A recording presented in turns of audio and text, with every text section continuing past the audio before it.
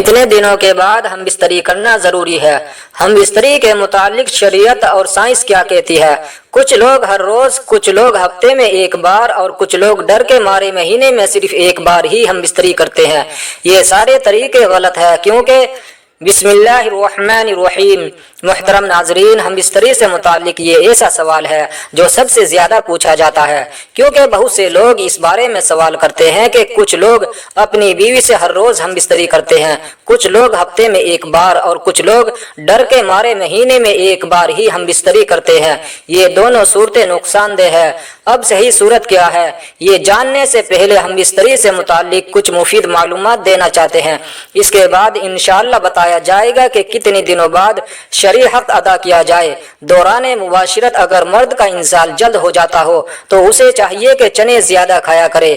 وہ مباشرت کے دوران مرد کا عضو تناسل ڈھیلا ہو جاتا ہو تو اسے چاہیے کہ مباشرت سے پہلے کچھ دیر سو جایا کرے، یعنی نیند پوری کر کے مباشرت کیا کرے۔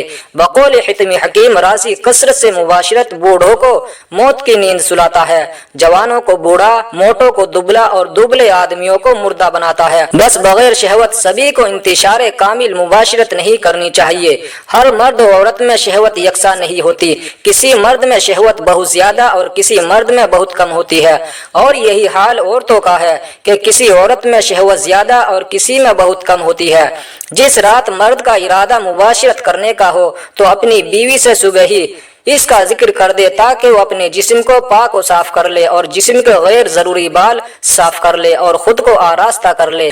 بیشتر اطلاع سے عورت پر بھی شوق مباشرت مستور ہو جاتا ہے تو دونوں کو مباشرت کا پورا لطف و سرور حاصل ہوتا ہے۔ اگر جماع کے وقت پیشاب کا شدید تقاضا نہ ہو تو خواہ مخواہ پیشاب نہ کرے، ورنہ عضو کا انتشار جلد ختم ہو جائے گا۔ مرد و عورت کا ہمیشہ ایک ہی بستر میں سونا کمزوری پیدا کرتا ہے۔ کسی غیر کے مکان میں یا کسی ایسی جگہ جہاں اچانک کسی کے آ جانے کا خوف ہو، ایسی حالت میں لطف مباشرت حاصل نہیں ہوتا اور کمزوری پیدا ہوتی ہے۔ بھرے ہوئے پیٹ کی حالت میں مباشرت کرنے سے انزال جلد ہو جاتا ہے۔ پیشاب زور سے معلوم ہونے کے وقت مباشرت کرنے سے مثانہ اور پیشاب کی نالی میں امراض پیدا ہو جاتے ہیں، اور پاخانہ زور سے معلوم ہوتے وقت مباشرت کرنے سے بواسیر وغیرہ امراض لاحق ہو جاتے ہیں۔ اگرچہ مرد کی مباشرت کی خواہش پوری ہو جاتی ہے، بسا اوقات اس نامکمل مباشرت سے اس میں عورت کو انزال نہیں ہو پاتا، عورت کو ناگوار معلوم ہوتا ہے اور اعصابی بیماریاں وغیرہ میں مبتلا ہو جاتی ہے، بے رغبتی اور شوہر سے نفرت کرنے لگتی ہے۔ محترم ناظرین، اب ہم بات کرنے والے ہیں کہ کتنے دنوں بعد بیوی سے ہم بستری کی جائے، یعنی شرعی حق ادا کیا جائے۔ یہ جاننے سے پہلے آپ یہ جان لیجئے کہ ہم بستری میں وقفے کی دو حیثیتیں ہیں، ایک شرعی حیثیت یعنی شریعت اس بارے میں کیا کہتی ہے، اور دوسری طبی حیثیت یعنی طبی ماہرین اس بارے میں کیا کہتے ہیں۔ تو آج کی اس ویڈیو میں ہم دونوں بارے میں بات کریں گے۔ سب سے پہلے شریعت کی بات کرتے ہیں۔ شریعت میں اس کی تعداد متعین نہیں ہے کہ کتنی بار اور کتنی وقفے سے ہم بستری کی جائے۔ اس کا سبب یہ ہے کہ یہ حالات اپنی حیثیت کے اعتبار سے مختلف ہو سکتے ہیں، اور پھر جب قدرت و طاقت میں فرق ہے تو شریعت کی عادت نہیں کہ وہ اس طرح کے مسائل میں تعداد متعین کرے، لیکن جماع اور ہم بستری عورت کا حق ہے جو خاوند پر واجب ہے۔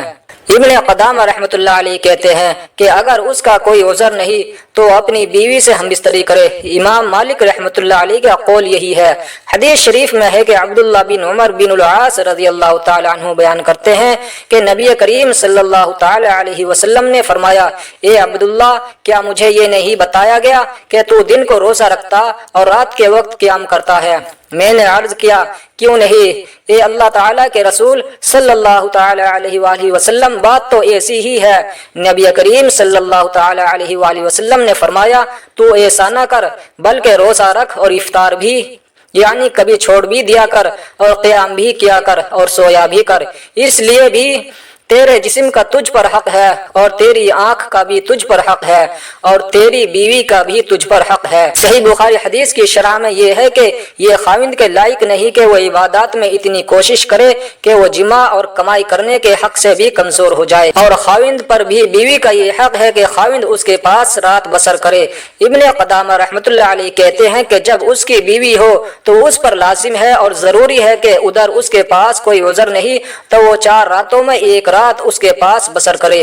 ابن تیمیہ رحمۃ اللہ علیہ کہتے ہیں کہ بیوی کی حسب خواہش خاوند پر ہم بستری جماع واجب ہے جب تک کہ خاوند کا بدن کمزور نہ ہو، اور پھر اسے ایسا کرنا معیشت سے ہی روک دے، اور اگر وہ آپس میں تنازع کا شکار ہو جائے تو خاوند پر قاضی نفع کی طرح اسے بھی مقرر کر دے گا اگر وہ اس میں زیادتی کرتا ہو۔ شدید طور پر مطلوب اور مقصود تو یہی ہے کہ خاوند کی ہم بستری کے ذریعے سے بیوی کو فحاشی اور غلط کام سے بچایا جائے، اور ہم بستری بھی بیوی کی خواہش اتنی ہی ہے جس سے یہ بچاؤ ہو سکے، تو اس طرح اس کے لیے 4 مہینے یا اس سے زیادہ اور کم کی مدت مقرر کرنے میں وجہ نظر نہیں آتی، بلکہ اس میں تو یہ ہونا چاہیے کہ ہم بستری اتنی ہو جتنی کا حق خاوند ادا کر سکے اور بیوی کی جتنی خواہش ہو۔ یہ تو حالات اور خاوند کی موجودگی میں ہے کہ خاوند اپنی بیوی کے ساتھ رہائش پذیر ہو۔ اگر وہ سفر یا کسی اور کام، تجارت وغیرہ کسی مشروع عذر کی بنا پر غائب ہے تو اس حالت میں خاوند کو کوشش کرنی چاہیے کہ وہ بیوی سے زیادہ مدت غائب نہ رہے، اور اگر اس کے غائب ہونے کا سبب مسلمانوں کے کسی نفع کی وجہ سے ہو، مثلا وہ جہاد فی سبیل اللہ میں نکلا ہوا ہے یا پھر مسلمانوں کی سرحدوں کی حفاظت پر مامور ہے، تو اتنا ضروری ہے کہ اسے 4 ماہ کے اندر اندر اپنے گھر واپس آنے کی اجازت دینی چاہیے تاکہ وہ کچھ مدت اپنی بیوی بچوں میں گزارے اور پھر دوبارہ سرحدوں پر جہاد پر واپس چلا جائے۔ عمر بن خطاب رضی اللہ تعالی عنہ کی سیاست اور حکم یہی تھا، فوجی اور سرحدی محافظوں کے لیے یہ مقرر کیا تھا کہ وہ اپنی بیویوں سے 4 مہینے تک دور رہے، اور جب یہ مدت پوری ہو جاتی تو انہیں واپس بلا لیا جاتا اور ان کی جگہ پر دوسرے کو بھیج دیا جاتا۔ طبی ماہرین کہتے ہیں کہ ایک جماع سے دوسرے جماع میں اتنا وقفہ ہونا چاہیے جسے قوت مردانہ میں کمی واقع نہ ہو، اور جب بھی جماع کیا جائے اس سے حقیقی لطف حاصل ہو۔ حقیقی لطف حاصل ہونے سے مرد کی جنسی قوت کمزور نہیں ہوتی اور عورت بھی مطمئن اور خوش رہتی ہے۔ طبی لحاظ سے 7 جماع کرنا چاہیے، 3 دن بنتے ہیں اور 4 دن بعد تحلیل ہو کر جسم کا حصہ بن جاتے ہیں، کیونکہ دن میں 2 بار یا روزانہ جماع کرنے سے چند ہی روز میں شدید کمزوری، سستی اور بلڈ پریشر کا مرض لاحق ہو سکتا ہے، اور اکثر جوڑوں کا پانی ختم ہو جاتا ہے، جوانی میں گھٹنے آواز کرنا شروع کر دیتے ہیں۔ اس نقصان کی کسی بھی صورت تلافی نہیں ہو سکتی، خلاف ورزی کرتے رہنے سے آخرکار افسوس کرنا پڑتا ہے۔ زیادہ منی کا اخراج بار بار نہیں ہو سکتا کیونکہ یہ چیز انسانی جسم میں وافر مقدار میں نہیں بنتی۔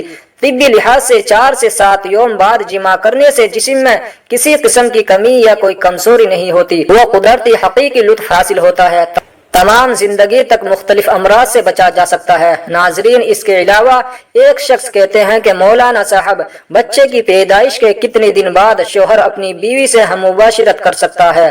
اگر خون نہ آتا ہو تو کیا 40 دن سے پہلے بھی مباشرت کر سکتے ہیں؟ میں نے سنا ہے کہ اور نفاس ختم ہونے کے بعد بھی اپنی بیوی سے ہم بستری کرتے ہیں تو عورت کا دودھ حرام ہو جاتا ہے۔